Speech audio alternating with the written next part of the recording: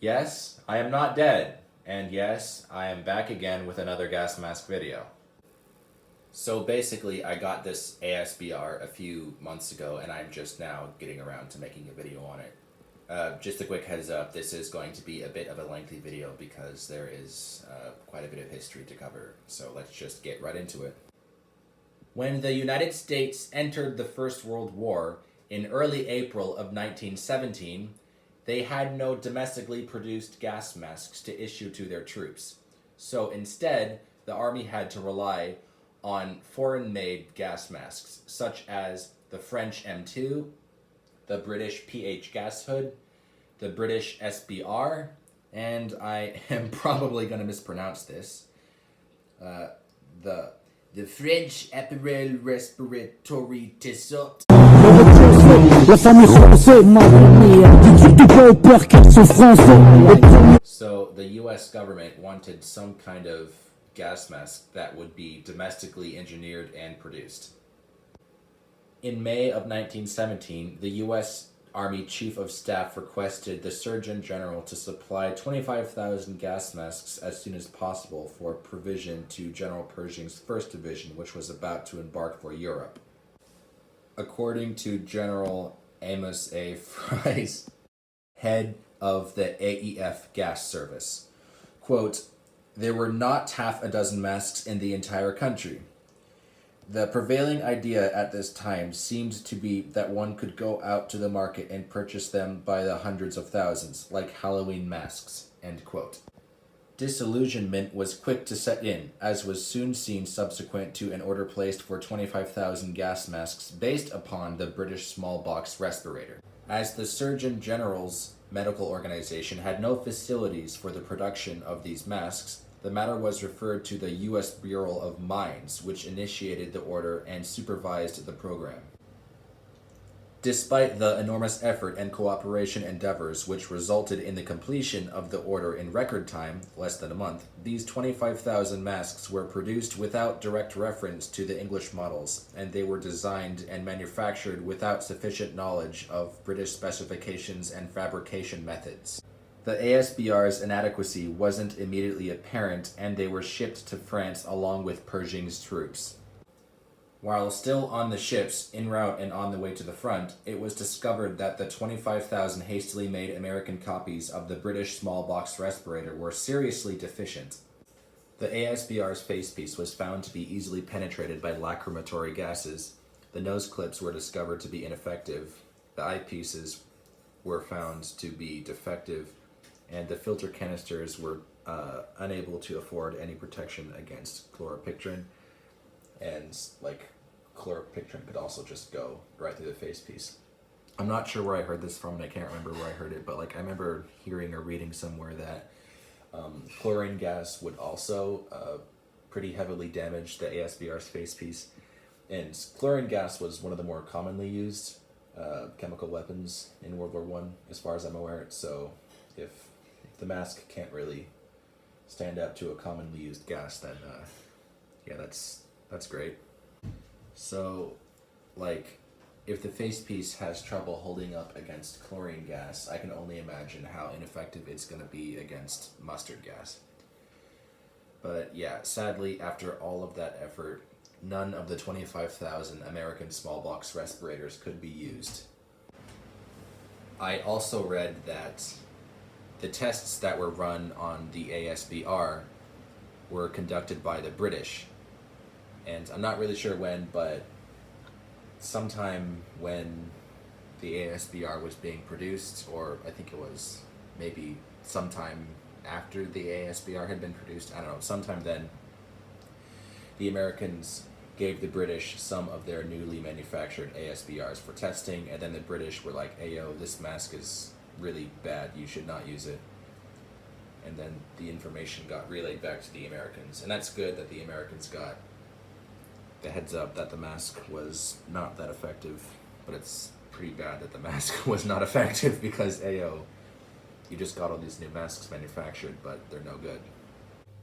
Because of the ASBR's failure, The American Expeditionary Force's 1st Division received the British smallpox respirator for their use, as some 100,000 of them were purchased by the United States in the summer of 1917. Meanwhile, back in the United States, thousands of masks similar to the initial order of faulty American copies of the British smallpox respirator were manufactured for use strictly limited to training purposes, pending further research into the precise specifications and parameters of the British mask.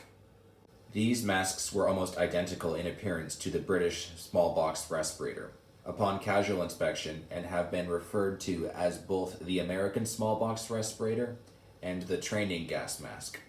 The ASBR/training gas mask used a black filter canister, the size of which was slightly larger than that used with the British smallpox respirator. The filter had been made to contain more charcoal due to the theory that American charcoal was not as effective as that used in the British filter. This was later shown to be untrue. Early examples of the ASBR featured eye-lens frames secured to the facepiece by twine, following the British smallpox respirator example, although some late models have been noted to feature green-colored metal frames similar to those used on the subsequent corrected English model respirator. ASBR eye lenses were made out of a celluloid reinforced glass. This is not unusual in view of the fact that refinements were frequently incorporated in World War I period masks midway during production, as continued developmental research suggested possible improvements in design. Occasional small variations will thus be noted in comparisons of similar models, such as the ASBR. Generally, the ASBR facepiece appears very similar to the corrected English model mask, which followed it, and also looks quite similar to the British smallpox respirator, which inspired it. The black filter canister, characteristic of the ASBR models, had its top painted red as a visible warning that the ASBR was only to be used in training exercises.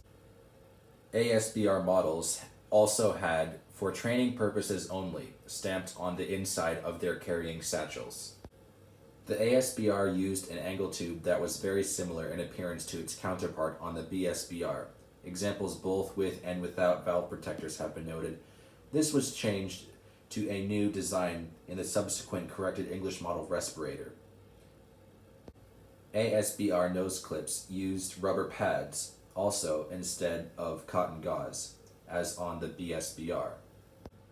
ASBR carrying satchels were slightly taller than those issued with the CEM and succeeding models, owing to the taller black-bodied ASBR filter canister, the Type A. In addition to the initial 25,000 faulty American smallpox respirators initially produced, several thousand more of the same design were produced back in the US strictly for training purposes only and familiarization exercises between July and October of 1917. Alright, now it's time to get into the little details on my particular ASBR. And yes, I know I've said ASBR a lot in this video. But before we go there, I thought I'd just show off my British smallpox respirator as an example in case you don't know what the British smallpox respirator looks like. You can see what the Americans were trying to go for. Like the eyepieces are basically the same. The angle tube is pretty different. You can kind of see like the inspiration, but overall it's pretty different. The head harness is, mine's kind of tattered, so you can't really see the similarities. This one's intact though. I'm not really gonna touch it that much because this is actually really fragile. Another interesting thing to note is that this mask hose has gum rubber. You can see it's kind of brown right there. It's kind of interesting. Here we have the size stamp, size 3. It's also kind of funny because my smallpox respirator is also a size 3. Now, I'm not really going to show you inside of the smallpox respirator's facepiece because this is one of my more fragile masks. I know the ASBR is a bit fragile too, but this one is more crumbly and rippy. So I'm just going to leave it as is. But you kind of get the overall idea of what the ASBR was trying to go for. And there's the twine I was talking about right there. It's also apparent right there. as you can see, the hose is not in the best of condition. This is completely hardened, and there's just like nothing there, so I'm not gonna really move that around too much. Also, this is probably not going to be picked up on camera, but that says for training purposes only, or training use only. You can see the U's right there. I know this camera is kind of crappy, but it's there. Hey, you can kind of see it now.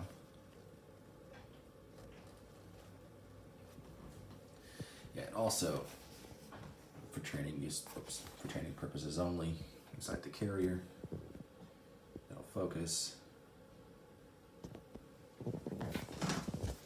And my canister does not have any red painted on top. You can still see the black paint here. Either it just wasn't painted because it already has multiple warnings on it on the facepiece and on the carrier, or it just wore off or something like that. Okay, there's the inside of my ASBR's facepiece. As you can see, it's missing the nose clip, and I believe the inside of the facepiece had a very, very thin coating of rubber, but most examples have that rubber worn away. There's like not a single flake left of that rubber in here. Maybe there is somewhere. I don't know.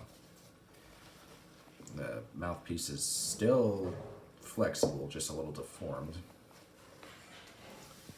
And there's this little, feels like felt right here on the seal part of the mask. I'm kind of struggling with my English today. You're gonna have to forgive me for that. Also, the head harness, okay, I'm not gonna touch that too much, but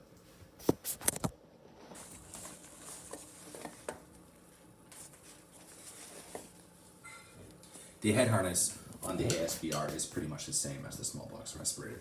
You can kind of see that, even though that one just mostly destroyed. Another thing to note is that I believe my carrier for the ASBR is one of the like experimental carriers. Like I heard this from somebody, I'm not sure how accurate this is, correct me in the comments below. But the early carriers for the ASBR were heavily inspired by the SBR carriers, because they had this little ball here that would connect with this, or like whatever. But as U.S. gas mask development, went on, the carriers had that classic thing the American gas mask carriers always have. It's that like pointy triangle with like the two hooks that grab onto it. Yes, very descriptive. But yeah, you can kind of see that on the corrected English model carriers, the later ones. Mine also has this weird style of carrier. This isn't a British carrier, if you're wondering. This has the American snaps on it, so this is indeed an ASBR carrier, just possibly one of the experimental ones that had more heavily influenced British features on here, until they eventually just moved away to their own thing. Okay, it's gonna...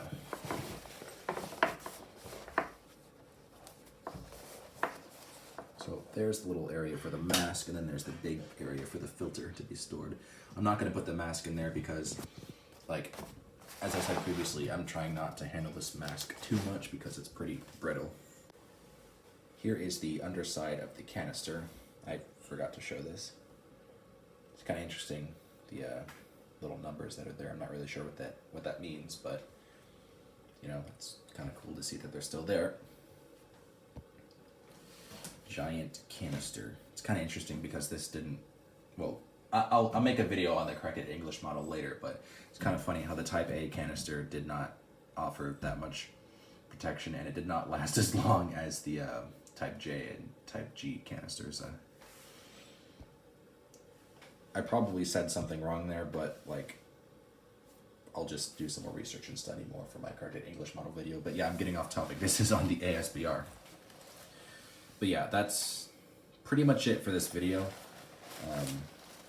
I probably forgot something, but if I did, I'll just remember, hopefully, and leave it in the description. But if I completely forgot something, or if I messed some history up, feel free to correct me in the comments below.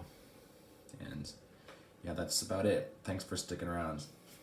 Thanks for watching.